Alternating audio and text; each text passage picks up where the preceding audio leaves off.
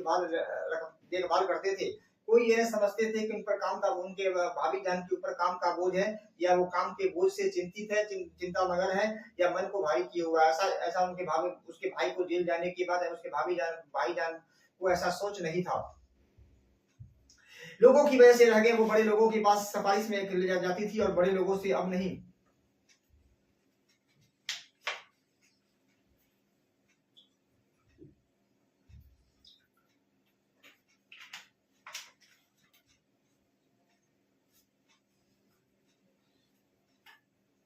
रह गया, वो बड़े लोगों के पास से सिफारिश करे, ऐसा रहा। भाभी जान जाती और वहां से पढ़ाने के अलावा वो हर लड़के की मालूमात में भी दिलचस्पी रखने लगे। हर रोज उन्हें खत लिखा करती थी, है ना, उनसे मशवरा मशवरा मशवरा में पूछताछ करना, कैसे क्या मतलब उसके भाई जान और कैसे कैसे काम होगा उनके बारे में वो मशवरा किया करते थे।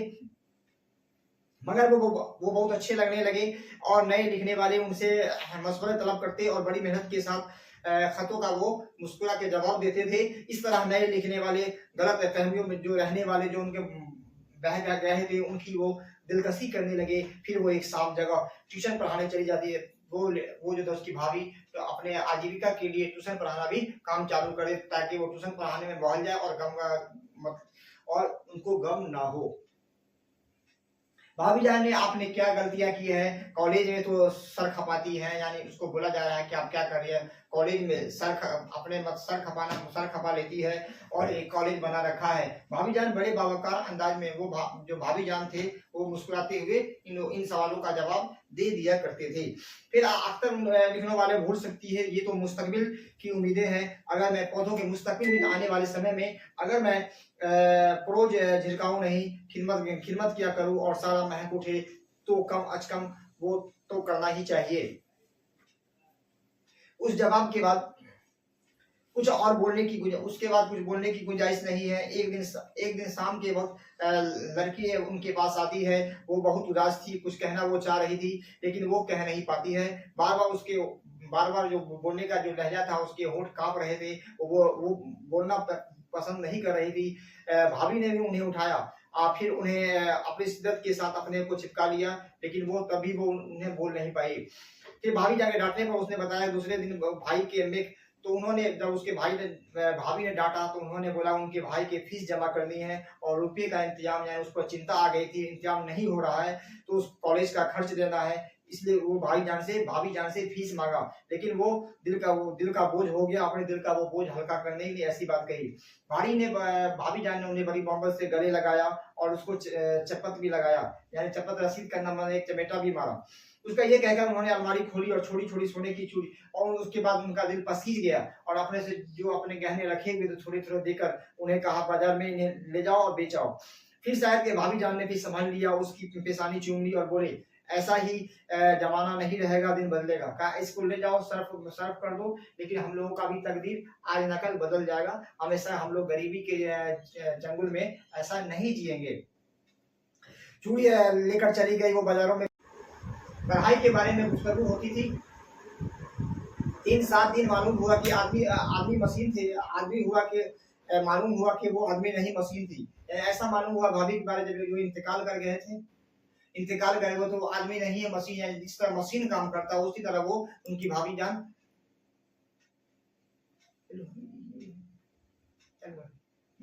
मशीन की तरह काम करते हैं। जमाना भी बदल चुका है। कभी 5 नौकर और मामाएं होती थी, लेकिन अब उनके पास एक नौकर था, एक ही नौकर था उनके पास, जो बाजार के सामान लेकर आता जाता था। रुपये माहिर हुआ। एक कॉलेज में लेक्चर थी और 50 रुपये हवा या महीने के रूप में 50 रुपये बोल लिया था। ले देकर उन्हीं से उनका खर्चा चल रहा था। कॉन्फ्रेंसों और जलसों में शिरकत के लिए, कॉन्फ्रेंस और जो जलसा हुआ उसमें वो जा रहा था।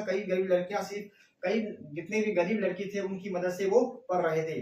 भाभी जान की शादी रुकिया भाभी से, और उसके बाद उनकी भाई जान जो उसके थे देवर, उसके शादी रुकिया भाभी से हो जाती है। और हम लोगों का आम ख्याल था, हम लोगों का जैसे आम ख्याल था, ये शादी कामयाब नहीं है। हम लोग ऐसा सोच रहे थे कि ये शादी कामयाब नहीं हो सकती है।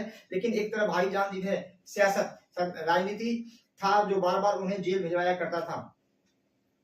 दूसरी तरफ भाभी जान सोच रही थी कि जो नाजो की ऐसे हमने जो ऐसे भाई को नाजो में पाला है, भर के जवान किया है, जात सब कुछ होती ही है, और हम लोगों ने शादी की खबर सुनते ही सोच लिया कि हम लोग जब उसके शादी के बारे में ऐसा कैसे सोच लिया कि ये कुछ नहीं कर पाएगा, है ना। रहती है, लेकिन रहा भाईजान जेल में कैसे रहेंगे जो सियासत कर रहे हैं। बाजों का ये भी ख्याल था कि सियासत बैरिस्ट्री करेंगे और आलीशान कोठी, कुछ लोग ऐसा भी सोच रहे थे कि ये सियासत करके आलीशान लग्जरियस लाइफ करेंगे, लेकिन ऐसा सोचना ठीक नहीं था। किताबों की बाहर दोहराएं, लेकिन सब ख्याल गलत निकला। ऐसा इन लोगों का जो सोच था, ये भाभी का सोच था, ये सब ख्याल गलत निकला, उनका सोच गलत निकला, निगेटिव निकला। भाईजान ने रुकैया भाभी को भी अपने रंग में जल्द ही रंग लिया। भाईजान का जो शादी रुकैया भाभी से हुआ था, उन्होंने अपने ही रंग ढंग में, अपने ही चाल ढाल में उसको अपना लिया। भाईजान ने भी अपनी राह तलाश कर ली, और अब वो पहले की तरह नहीं था। जल्द ही तैयारी करके एमए की कर लिया, और कॉलेज में वो भी एमए यानी मास्टर ऑफ आर्ट्स कर लिया, और कॉलेज में लेक्चर के लिए वो भी लेक्चर देने लगा, और देखभाल में भी, और लेक्चर भी दे रहा है कॉलेज में, और भाभी का अपने परिवार का देखभाल भी कर रहा है। 2 साल के बाद फिर भाईजान जेल गए है, फिर उनके बाद उसकी जेल हो गया, फिर अपने सरगर्मी, फिर अपने वो काम में लगे रहे, सरगर्मी दौर बरहा में लगे, और भाभी जान का काम करते, और भाभी जान जो अपने घरेलू काम काज किया करती थी और उन्हें पालती रहती थी। भाई जान जो 3 साल से बंद थे, उन पर जो है मुकदमा चल रहा था। भाईजान ने बेशुमार जिम्मेदार, भाईजान के ऊपर जो जेल में थे उनके ऊपर बेशुमार काम धंधा था, और बहुत उनके ऊपर गम का बोझ आ गया था। लेकिन उनको ऐसा मालूम नहीं हो रहा था कि वो अपने गम को कैसे, वो अपने गम को दूर भगाता था, और अपने खुशी का पहलू, और खुशी के लिए अपना वो पहलू निकालता था, तलाश करता था। वो सुबह सवेरे उठे, बच्चे को नहला दिया, नए कपड़े पहन लिए, बच्चों को खिला पिला कर 7 बजे उनका काम था स्कूल भेज देना। इस तरह वो मुलाजमत भी उस चूड़ी को वो सिर्फ एक ही बार पहना था। अपने कीमती वो सामानों को बाजारों में सर्फ कराया। उसके बाद चूड़िया बेचने के बाद उनका दिल पहाड़ जैसा उतर गया। फिर के सिलसिले में वो मशवरा लेके आया। उनकी मसरूफियां, कामकाज का मसरूफी बढ़ती ही जा रही थी। उसने सोचा बगैर मशवरा के और मदद मांगे ऐसा करेंगे तो मेरा भी दिन तो हरगिज नहीं कटेगा। उसके बाद खुद ही उन चारों ने कोई बात तक नहीं की। फिर मैंने कहा मैं सिर्फ टहले और आपसे मिलने, मैं टहलने के गर्ज से और आपके मिलने के गर्ज से गया था। फिर वो तुम्हारी शादी का क्या सुना, तुम्हारे घर वालों में शादी के तुम्हारे शादी के बारे में मुझे मालूमात हुआ था। तुम्हारे जो घर वाले हैं इस शादी के खिलाफ हैं। जी हाँ, शादी करने का मतलब होता है मैं अपने पसंद के मुताबिक लड़का को चॉइस करूं और शादी करूं, लेकिन ऐसा नहीं हुआ। ये जुमला था तो जुमला से शादी करना चाहिए। फिर भाभी बोली अब फिर मैं चाहता हूँ, उसने कह दिया, फिर दाखिल नहीं हो सकी। मैंने कहा फिर जब भाभी उनके मशवरा देता है तो ये बड़ा जुल्म है ना। लेकिन ये बहुत से जुल्म बर्दाश्त करने, कुछ लोग जुल्मों को बर्दाश्त करना पड़ता है, अपने बुद्धि विवेक से काम करना पड़ता है। दूसरे की बात को तो सुनना ही पड़ता है, लेकिन अपने बुद्धि से, अपने दिल की गहराई से, दिल से सोच के काम को अंजाम देना पड़ता है। फिर बिस्मिल्लाह ब्याह कर लिया। फिर मेरे साथ रहेगी, फिर मैं क्या होगा, अकेले रहूंगा। भाईजान के जुमला सर, ये औरत ये अहम इज्जत है, हर रोज नया बोझ लेके आती है, खुद अपनी जरूरत और जिम्मेदारी को पूरा नहीं कर पाती है, और ये शौहर की नजरबंदी का गम हंस कर जवाब, यानी वो अपने गमों को हंस के उसको जवाब दे रहा था, और ऐसा उसको विचार दे रहा था। मैंने सोच समझ कर बोला, मैं भी ऐसा सोच रहा था कि देर हो गई भाभी। जुमला यानी देवर और भाभी के बीच ऐसा मजाकिया बातचीत चल रहा है।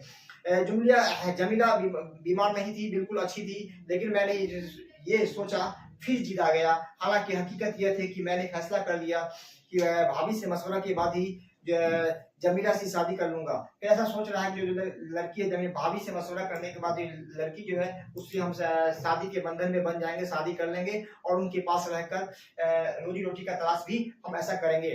भाभी जमीला की बीमारी की खबर सुनकर, जब भाभी जमीला की बीमारी का खबर मालूम होता है तो मुझे भी अफसोस व रंज होता है। सचमुच जमीला लड़की है, हंसमुख लड़की है, प्यारी लड़की है ना। फिर मैंने बाहर चला गया और रात में फिर चला गया। फिर 4 बजे हम लोग वापस आए तो भाभी जान की उदास